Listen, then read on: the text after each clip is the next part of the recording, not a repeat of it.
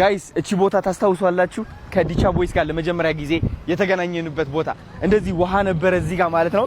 መሻገር ፈልጌ እንደዚህ አርጋ ተስፍሽ ተቀበልሽኛ እንደዚህ ተሻገርኩ እንደዚህ ብዬ ከዛ ወደዚህ መጣው ማለት ነው።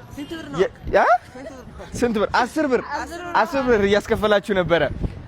ባይ ዘ ወይ ማርያምን የዛኔ ይሄ ውሃ ሞልቶ መሬቱ ትክክል ነበረ። ጥርጊያው እንዴት ነበረ? የዛኔ አደባባይ ነበረ። ከስንት ወር በፊት ነበረ የተገናኘ ነው? 7 ወር ነው። ይሄ ሁሉ ባንዴ ነው የተቀየረው በ7 ወር ውስጥ። በስመ አብ ወመንፈስ ቅዱስ። ኤኒዌይስ ጋይስ ከዲቻ ቦይስ እዚህ ጋር ነው የተገናኘ ነው። ውሃ ሞልቶ ይሄ ምናምንና ከዛ ጉዟችን ጀመርን። ቃል ገባሁላቸው። በቃላችን መሰረት ደግሞ ትልቅ ደረጃ እየደረስን ነው።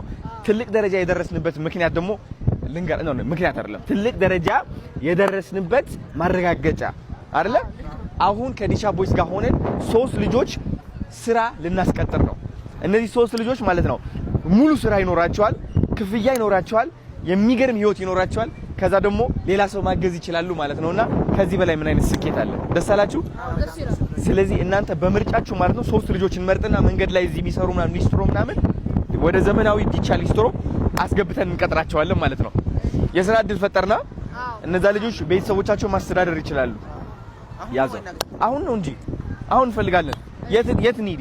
በእናንተ ምርጫ የት አሁን ይኖራሉ? እዛ ጋር በእግራችን እንድራመድ ወይስ መደወል ትፈልጋለህ?